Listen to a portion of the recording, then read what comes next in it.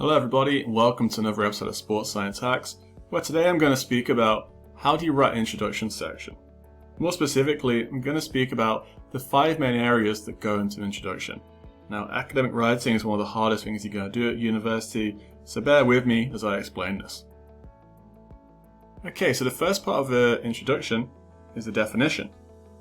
Whatever you're talking about, define it in the first couple of sentences. And have a reference as well.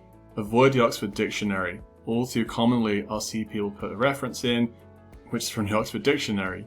It's not professional, so avoid it. I'm going to use caffeine throughout this video as an example of a study. So let's say I'm speaking about caffeine. Well, what is caffeine? I'll give a very quick definition. And I'll use a reference from a book or from a journal article. This can be painful to find sometimes, but it's something you need to do to get the higher grades. Secondly, you need some context. So sticking with caffeine, how is it consumed? What's the dosage? How popular is it? Now, don't get too absorbed by caffeine in this bit. Just think about your own study you're trying to write. What would the context be for that?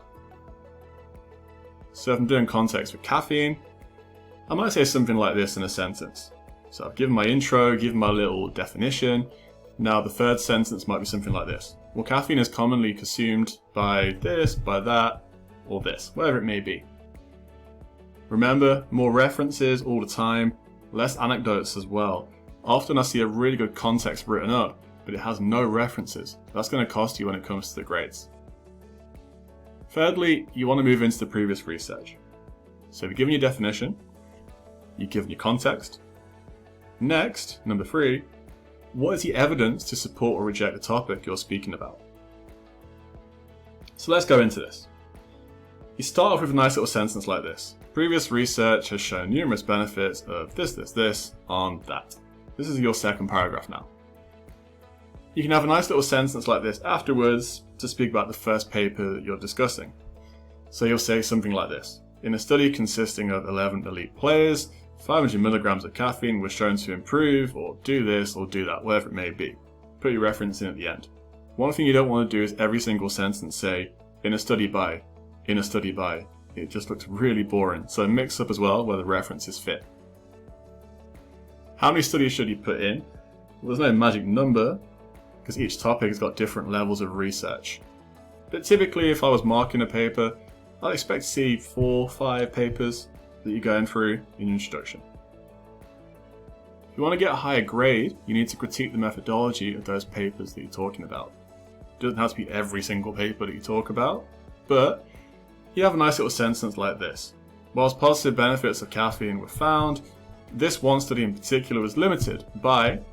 Now I'm going to do another video on limitations, so don't worry too much about that right now, but that is something you will need to put into your papers at a later date. Number 4, you need to then speak about the gaps in the research.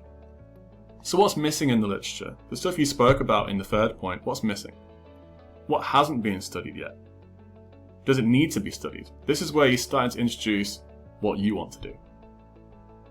Let's go into those research gaps, give an example. You could have something like this. Despite benefits for this that have been shown, there's no data for... And this is where you list your area. You're trying to introduce your topic now. What you need to do as well is say, well, why is your study valuable? What is the point? There might be a gap in the literature in a certain area for a reason. It's not worth doing. You need to speak about why this is important and valuable to pursue.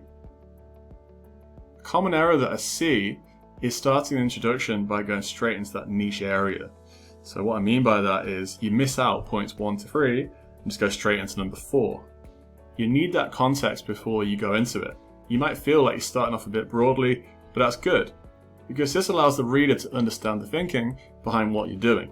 It sells it a lot better. And number 5, very briefly finish off with the aims of the study. So what do you plan to do? And what do you think is going to happen? And if you're going to write that, you might put something like this. Therefore, the aim of the current study is to investigate whatever it is. Keep that bit very brief. And it's hypothesized that. So, what do you think is going to happen? Don't list all the methods here. One mistake I see is students spend too much time at the end of the introduction saying, I'm going to do this, and this. That's what your methodology is for, so keep it very brief at the end. So let's just recap what you need. You need some definitions, you need to provide some context, speak about the previous research, speak about the gaps in that research, and then finish off with your aim and hypothesis. Okay, thanks for watching this. It's very difficult just to watch part 1 alone and then off you go write your introduction. I strongly advise you watch part 2, where I'm going to screen share, show you a full introduction, color coded, and give you an idea of how it would look. So please go on to that now. And if you have any questions in general about an introduction, get in touch with me on Sports Science Hacks and we can have a chat on Instagram. Okay, thanks for watching and I'll see you in part 2.